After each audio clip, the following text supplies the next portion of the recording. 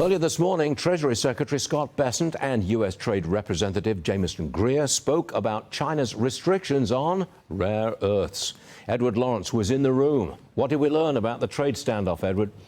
Yeah, we learned that what they're saying is that the rare earth mineral announcement on export controls from China, they're saying is basically a power grab, a global power grab for the supply chains around the world. Now, this news conference this morning was meant to send a message to China that it just pushed too far. Now, China controls 60% of all of the mining of rare earth minerals and about 90% of all the processing of the critical elements. Couple that with China refusing to buy any soybeans from U.S. farmers this year, which represents, or which President Trump says is an economically hostile act. So the Chinese have been pretty good at using this rare earth mineral trump card, for lack of a better term. So we're not talking about opening the Chinese market to U.S. trade. We're not talking about protecting intellectual property. Can there be a sustainable framework, a substantial framework with China? So there is room for a positive economic relationship with China. There certainly is. And we would much rather be talking about that than constantly be talking about rare earths. It seems that China's not fazed by our tariffs. What levers then do we have left? I can guarantee you, when we were in Geneva and the tariffs were 145%, they were phased. So the president also getting a little frustrated with the one step forward, two steps backwards from China. It showed during his meeting with the Argentinian president yesterday. Listen to this.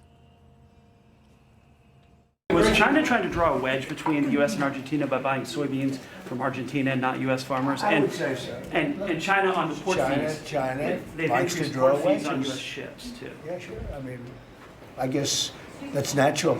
It's China, and it's natural, but it's not gonna mean anything in the end. So after this question, President Trump posting on Truth Social, he's considering terminating business with China relating to cooking oil as retribution. He says there's other trading elements he's also looking at. Stu? All right, we'll take it. Thanks very much indeed, Edward. Look who's with me now, in New York, sitting right next to me, no less. The man is Stephen Moore. There he is, right next to me. Both sides are playing hardball, China and the United States. And the market doesn't care. The market's gone straight up. What's going on here? Yeah, the two biggest trading countries in the world. I want to go back to this mining issue because I'm very frustrated by this. We have a new study at Unleash Prosperity that by one of the top geologists in the country who is now going to be running the U.S. Geological Survey, which does has oversight of all the mining. We have more of these minerals than any other country in the world. So this has been an error that we've imposed on ourselves.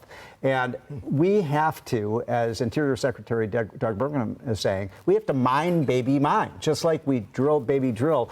And I liken this situation, Stuart, to what happened in the 70s and 80s when OPEC had the cartel that controlled the oil market.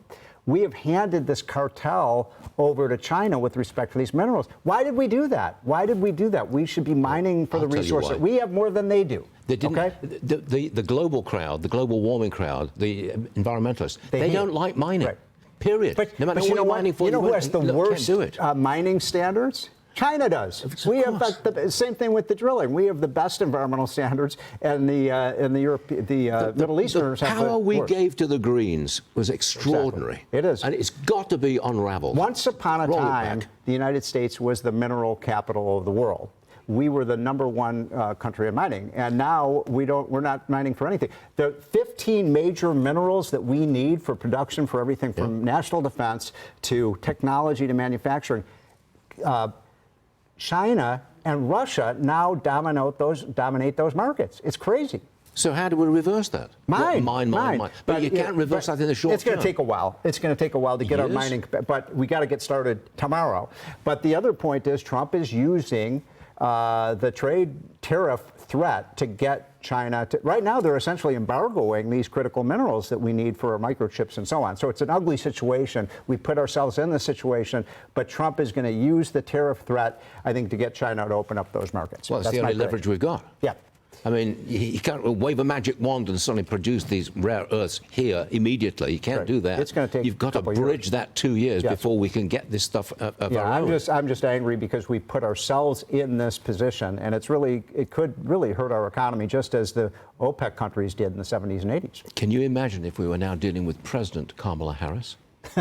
Well, I this had is to the go other there. thing. I had to.